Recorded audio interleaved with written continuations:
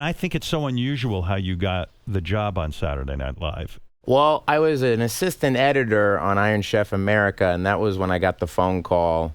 You know, I was getting yelled at by my editor, and I got a phone call saying, "Hi, this is Lindsay Shookus from SNL. Lorne Michaels would like to meet you." Yeah, but doesn't it even get more bizarre than that? That's a movie scene.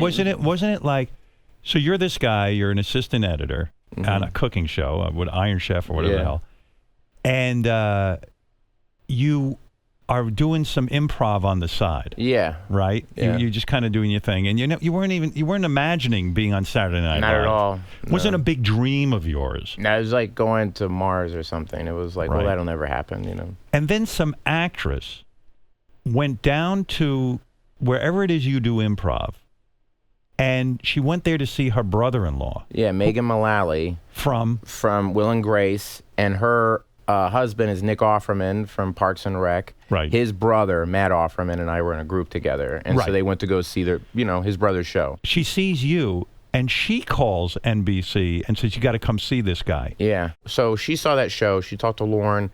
I went out and met Lorne, and I just thought, well, this is a story I'll tell my grandkids. I one time met Lorne. I honest to God, didn't think anything was going to come out of it. Right. And I met him, and then he said, "I want to see the show that she saw." Right.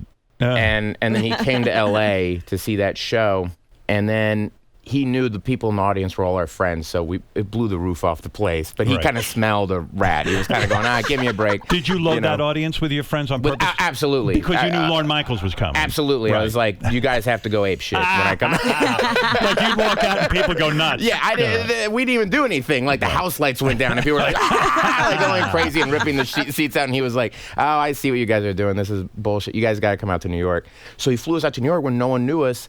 And it was all, the front row was like, Tina Fey, Amy Poehler. Oh, my God. It was terrible. Was that intimidating? Unbelievably intimidating. You know who was in that audience? I didn't. It was Bobby Moynihan just went. He's, all these people from New York were like, they flew these guys in. And they must be phenomenal. Well, who is this? Yeah. What was that show that you did that caught Lorne's attention and Megan's attention? Well, I'll tell you what.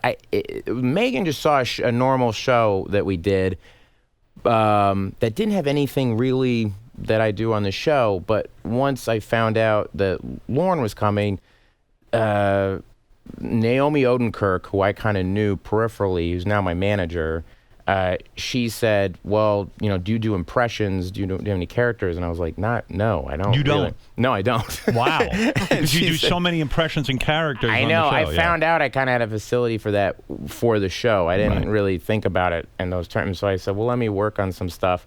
And those three guys said, "You know what? Why don't we do a sketch, but in it will kind of be an SNL audition?" So I did Vinny Vedecci, the Italian guy. Vinny Vedecci!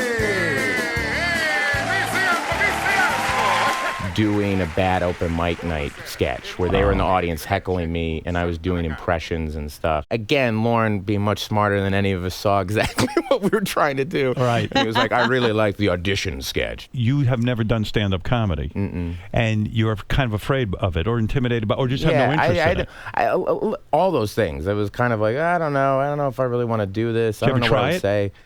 For my audition, I would go up and do stand-up stuff to get ready for my audition for SNL. What'd you do at your audition for SNL? Did you do a whole bunch of impressions? I did Vinny Vedecci, the Italian guy, doing impressions. Did you do your Alan Alda? Because no, I figured that out later. You did that's spot on. That dinosaur comes out and attacks me. Oh, God, you guys, that is great. That is just terrific. You have to work into it, or do you? Yeah, I have to kind of work into it. Those are always. How do you work into something like that? I watch him from Crimes and Misdemeanors. Right. You just watch him over and over again, and then him doing the thing about if it bends, that thing. If it bends, it's funny. If it breaks, it's not funny. There's a whole scene in Crimes and Misdemeanors.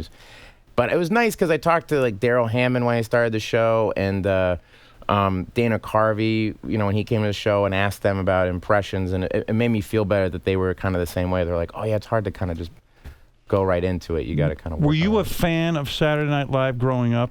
Oh yeah, you were huge. So you're sort of a student of the thing, but you never said to yourself, "Hey, one day maybe I'll be on that show." No, I grew up in Tulsa, Oklahoma. It was just like there's no the fact that I moved to L.A. That was like news in the paper. You know what I mean? Right.